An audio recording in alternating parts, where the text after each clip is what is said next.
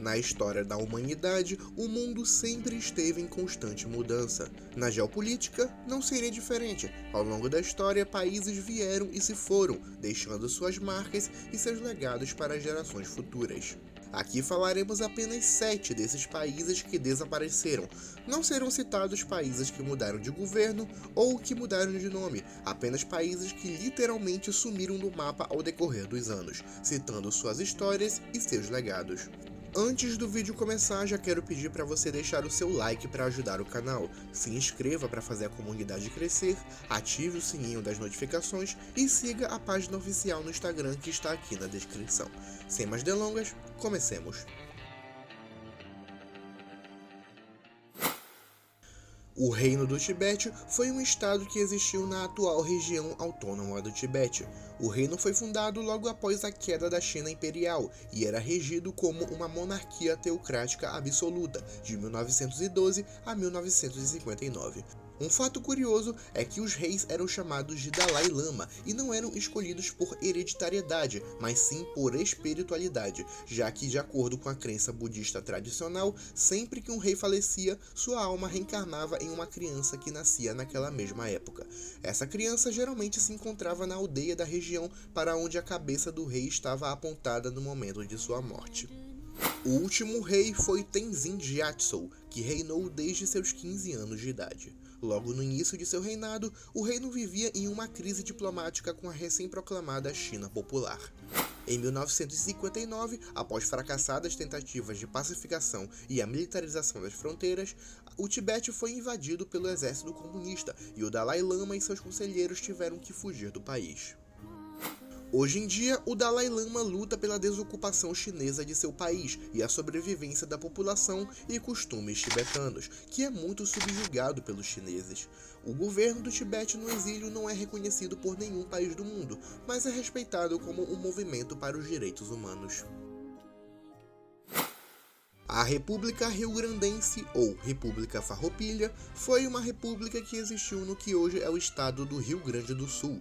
O país surgiu com uma revolta de coronéis e militares que estavam insatisfeitos com o governo regencial do Brasil.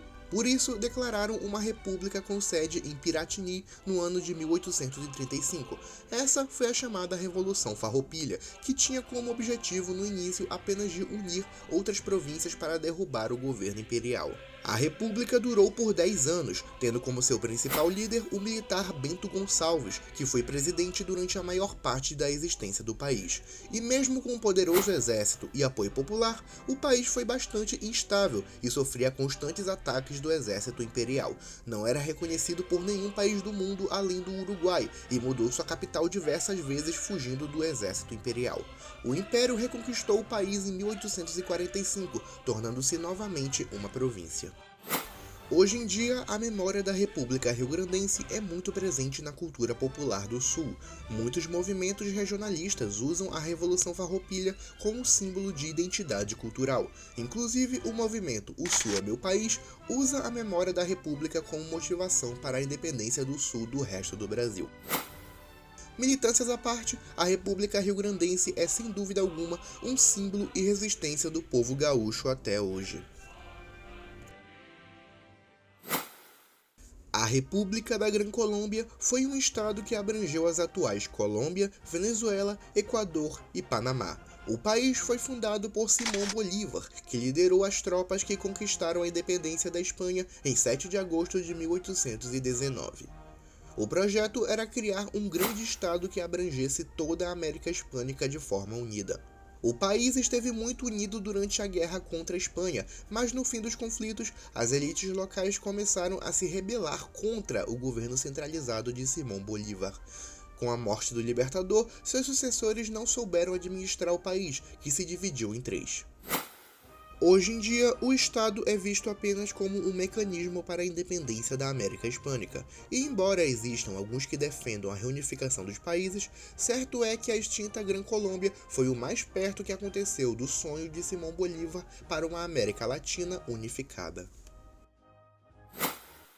O Reino da Prússia foi um estado localizado no norte da atual Alemanha. O país nasceu como um ducado no século XVI e foi evoluindo até chegar a ser um reino. No século XIX se tornou uma das maiores potências regionais da Europa, rivalizando com a Grã-Bretanha e a França Imperial. O país foi pioneiro em técnicas de política e guerra, ganhando vários confrontos contra países vizinhos, em especial a famosa Guerra Franco-Prussiana. Em 1871, o país se tornou parte da Alemanha Unificada, continuando a existir como um estado autônomo até 1918, quando a Alemanha perdeu a Primeira Guerra Mundial. Hoje em dia, o território que foi a Prússia é parte da Alemanha, Polônia e Rússia. Os alemães, no geral, veem a Prússia como um estado antecessor da moderna Alemanha e se orgulham do passado glorioso que essa nação os deu.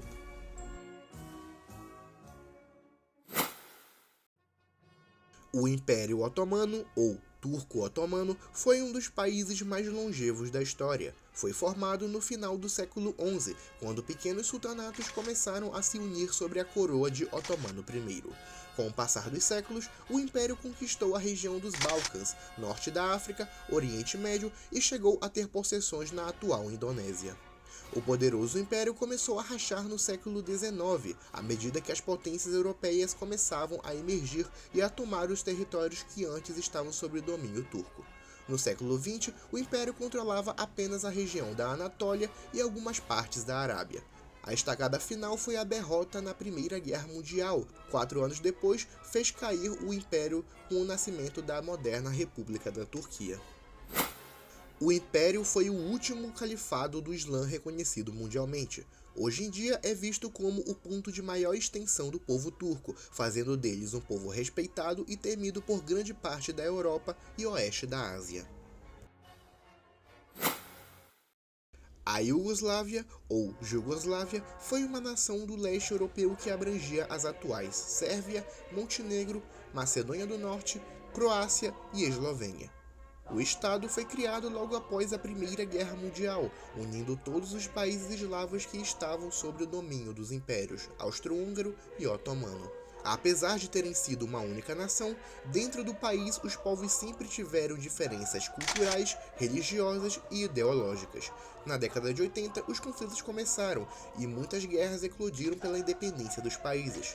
A Iugoslávia acabou de forma oficial em 2006, quando os dois últimos países se separaram, Sérvia e Montenegro. Os conflitos herdados da Iugoslávia perduram até hoje.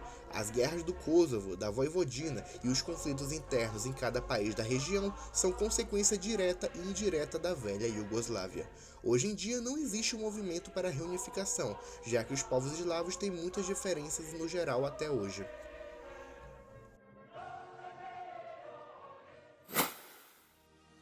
Por último, a União das Repúblicas Socialistas Soviéticas, ou simplesmente União Soviética, foi um poderoso estado localizado entre a Europa e a Ásia, sucessor do antigo Império Russo e antecessor de vários países atuais, principalmente a Rússia. O Grande Urso foi o primeiro estado comunista da história, influenciando vários movimentos em todo o mundo. Apesar das polêmicas e odiado por muitas pessoas, a União foi responsável por grandes avanços científicos, como o envio do primeiro ser humano ao espaço e grandes descobertas científicas, principalmente no período conhecido como Guerra Fria, onde disputou ideologicamente e politicamente com seu maior rival, os Estados Unidos. O Estado começou a rachar na década de 80, quando uma crise econômica começou a pegar o povo de jeito. Greves, motins, movimentos para a independência e até uma tentativa de golpe de Estado resultaram no desmembramento do bloco em 1991. Hoje em dia, existem pessoas que recordam com amor e nostalgia os tempos da União Soviética, enquanto outras repudiam por todas as atrocidades que aconteceram naquele período e, teoricamente, por não representar a verdadeira essência do comunismo. Seja para bem, seja para mal, fato é que a União Soviética marcou e marca o mundo todo até hoje.